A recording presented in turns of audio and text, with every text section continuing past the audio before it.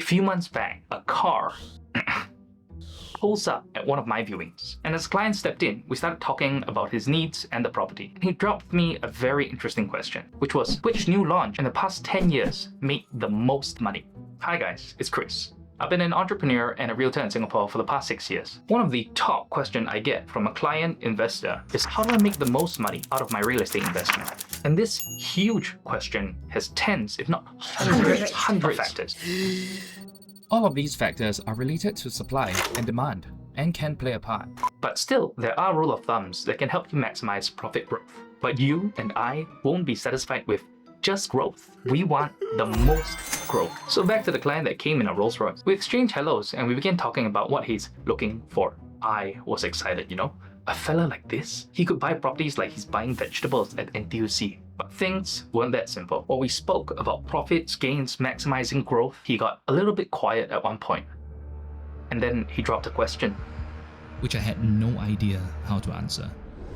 He said, which new launch made the most money from purchase to the first resale in the past 10 years? To clarify, he wasn't asking about district average gains. He was talking about one specific address that made the most money from new launch to first resale. And I needed to think. I tried to buy more time by making thinking noises and replied the only thing a professional can say when he's stuck. I'll get back to you. And even if he was the type to buy a property like he's buying vegetables, he was for sure not going to buy my vegetables. But I wasn't about to give up. I spent a fair bit of time looking at government transactional data from tech tools that realtors have access to just to find an answer. Not just for him or me, but for all of us who's trying to make the most out of our real estate investment. But this data wasn't that easy to find. Yes, there are certain websites, so I asked colleagues, seniors, real estate experts, even ChatGPT, and I couldn't find the answer to one specific address that made more money than every other new launch in the past 10 years. So I got cracking.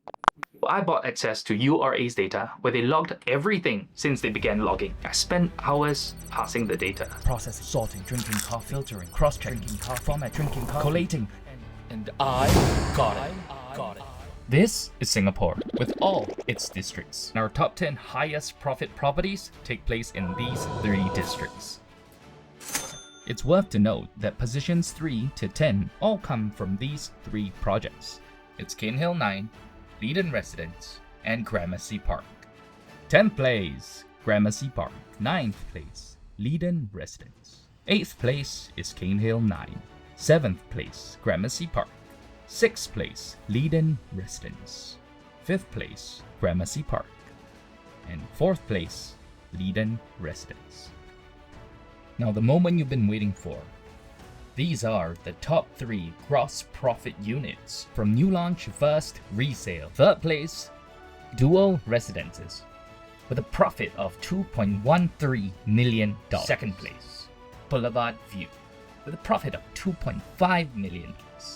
And in 1st place, it's New Futura with a profit of $3.36 million. And there you have the answer to your question. So I spent hours trying to acquire this data, sort it out so that I can tell you and my clients that these 10 addresses were truly the most successful in profit gains in the past 10 years. And so I'm going to use this data for my next video. I will show you the top 10 loss-making properties in the past 10 years, from first purchase to resale. Spoiler alert. The number 1 place lost $2.5 million.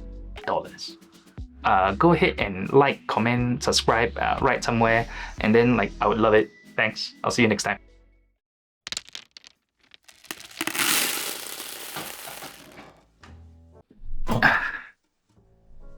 Hey, the video is done. Thank you for staying to the end. But since you're still here, there's one more part to this video.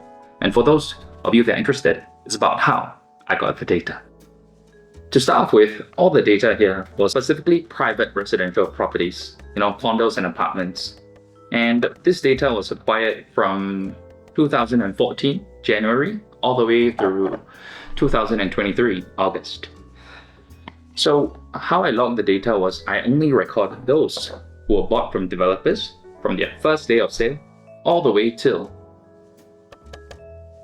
their first resale date. Yeah, And lastly, I excluded subsales. Subsales are essentially properties that were sold before the project was completed. So before they even collected keys or the project has not achieved completion.